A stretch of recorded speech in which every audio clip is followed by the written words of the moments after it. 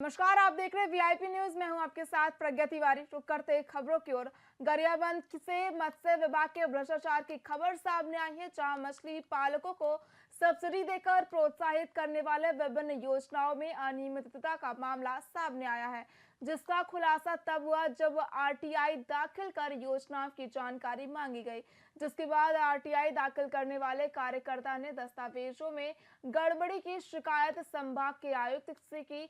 हालांकि विभाग का दावा है कि उन्होंने किसानों को सब्सिडी में बीज उपलब्ध कराया है।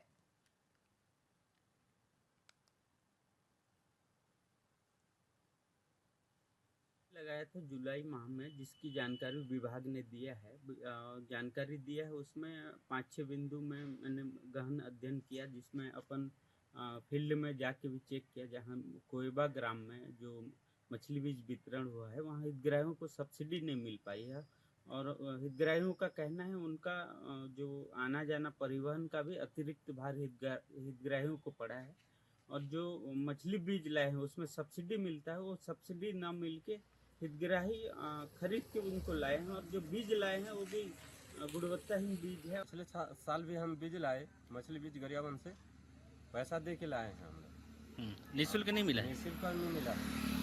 अच्छा, वो तो 4-4 हज़ार रुपये निःशुल्क बीज बता रहे हैं। नहीं दिया है हमको निःशुल्क बीज। 50% मत्स्य बीज फर्स्ट फिंगरलिंग संरक्षण योजना के अंतर्गत है, जिसमें 2,000 रुपये अगर हितग्राही जमा करता है तो 4,000 रुपये का उसको मत्स्य बीज फिंगरलिंग उसको प्रदान किया जाता है, क्योंकि शासन के चालान से पैसा जमा होता है।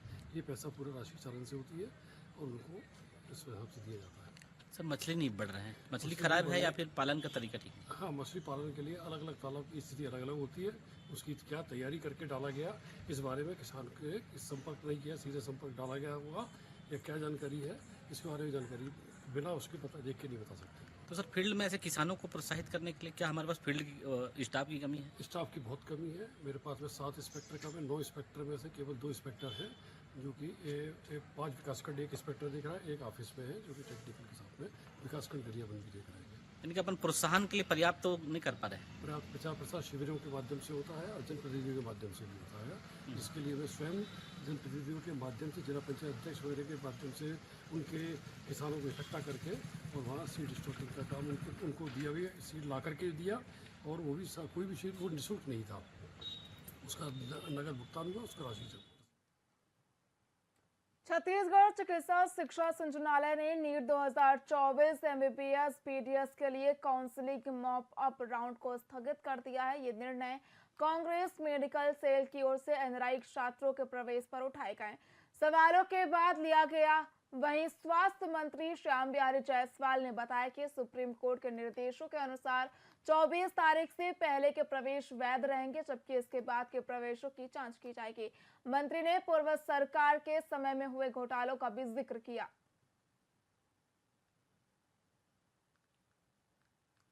पिछले समय में पिछली सरकार ने कई प्रकार की एडमिशन में रिलैक्सेशन दिया था। जो एनआरए हैं उनके पुत्र पुत्री या परिवार के अलावा उनके अन्य परिजनों को भी उसमें उन्होंने रियायत दिया था। उसको माननीय सुप्रीम कोर्ट ने कहा है कि ये विधि सम्मत नहीं है और 24 तारीख को उन्होंने घोषणा की है, जो फैसला आया है। और हमने 24 तारीख से पहले जो एडमिशन हो गया है उसको कोर्ट ने और हमारे जो एजी से हमने राय मांगा था तो उसको वैलिड कहा है।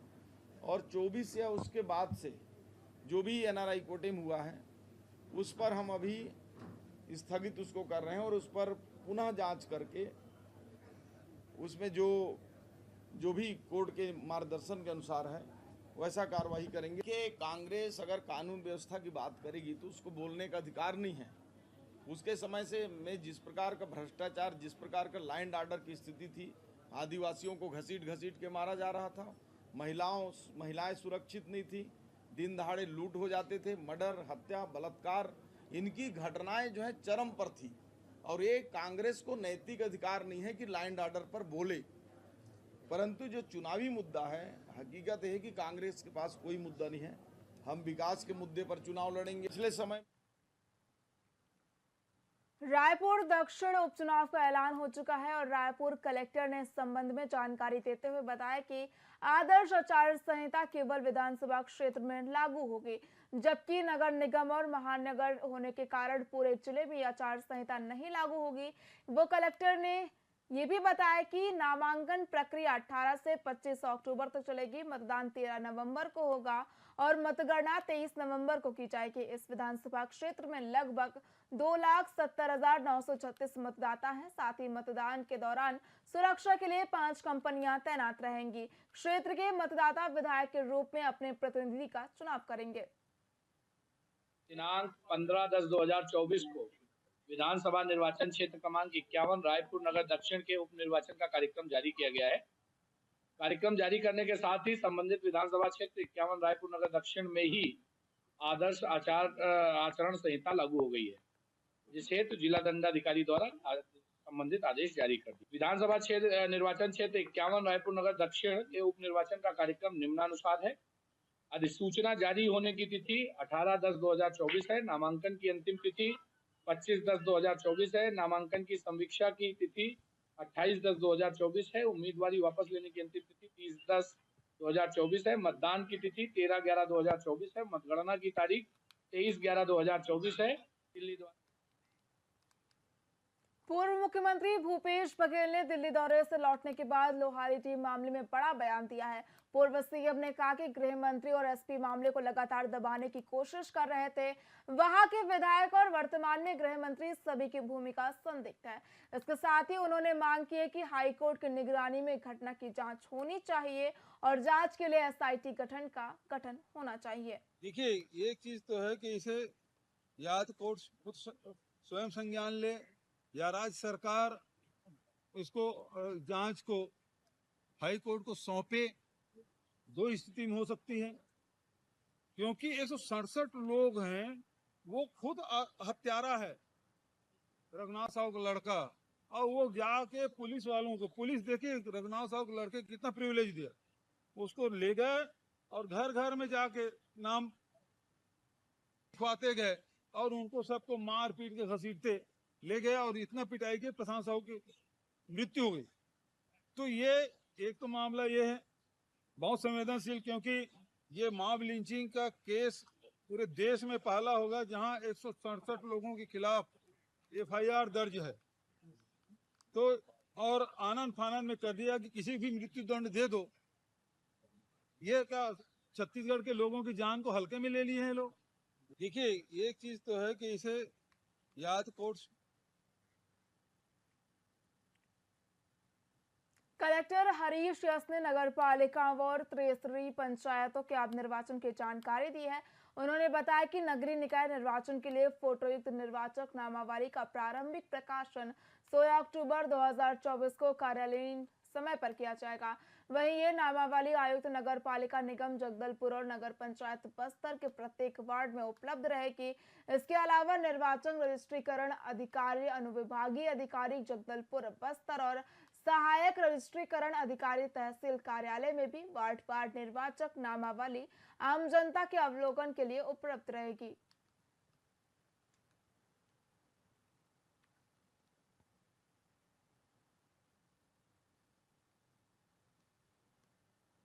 त्रिस्तरीय ग्राम पंचायतों का जो पुनरीक्षण कार्यक्रम है, जिसके लिए प्रारंभिक प्रकाशन आज हो रहा है, तो इसका नगरीय निकाय के लिए 16 अक्टूबर जो आज इसका पुनः प्रारंभिक प्रकाशन हो रहा है। इसका फोटोयुक्त निर्वाचक नामावली सभी वार्डों में एवं नगर निगम ऑफिस में, बस्तर के लिए नगर पालिका बस्तर ऑफिस में, एवं ईआरओ जो एसडीएम है और एईआरओ जो तहसीलदार होता है, उनकी जगह में वो अवेलेबल रहेगा।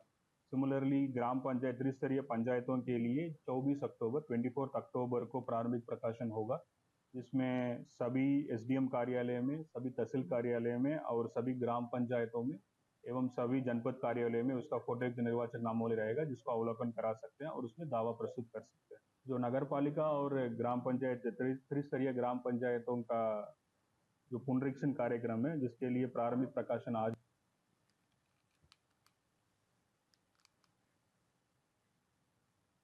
खबर रायगढ़ से, जहां के किरोड़ीमल नगर पंचायत में सीएमओ रामायण पांडे को एससीबी की टीम ने रिश्वत लेते रंगे हाथों गिरफ्तार किया और मामले में सीएमओ से पूछताछ जारी है। बता दें कि शिकायतकर्ता वरुण पांडे ने सीएमओ के खिलाफ काम के बदले रिश्वत लेने की शिकायत की थी, जिसके बाद ये कार्रवाई की गई।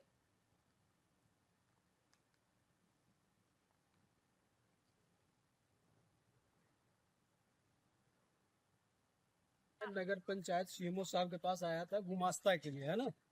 तो सीएमओ साहब बोले कि गुमास्ता बना के दूंगा, बट 25,000 रुपया लूंगा, इसके बाद बना के दूंगा।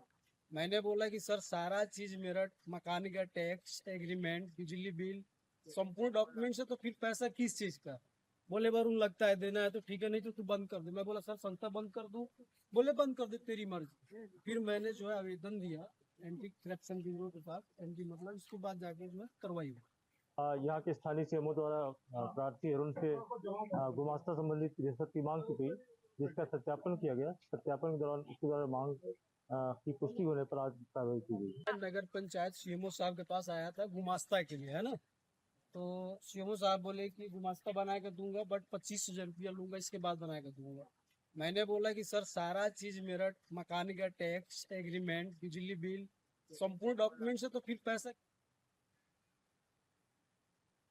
जांजगीर चांपा जिले के 3 नगर पालिकाओं और 8 नगर पंचायतों के लिए निर्वाचन मतदाता सूची का प्रारंभिक प्रकाशन कर दिया गया है। शुद्ध और त्रुटि रहित निर्वाचन नामावली तैयार करने के लिए दावा आपत्ति आमंत्रित किए गए हैं। वहीं दावा आपत्ति के लिए 16 अक्टूबर से 23 अक्टूबर का समय निर्धारित किया गया है। साथ ही मतदाता ऑनलाइन और ROARO के माध्यम से अपना नाम संशोधित कर सकते हैं।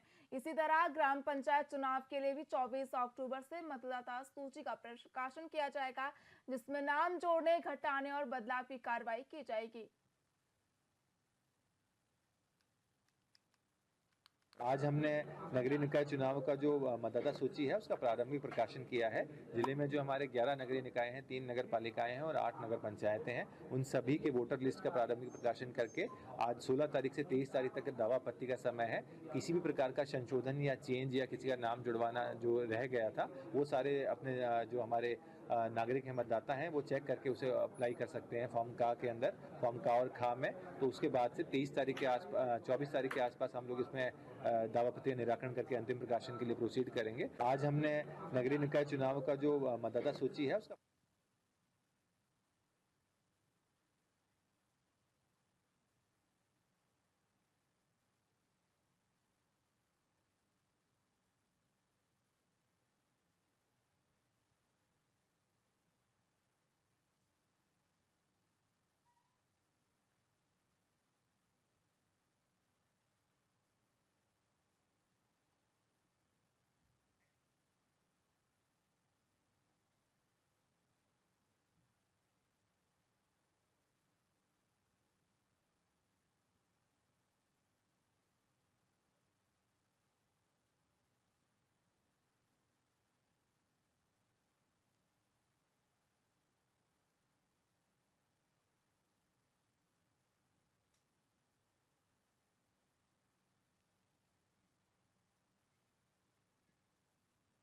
फिलहाल खबरों में इतना ही। देखते रहिए VIP न्यूज। नमस्कार।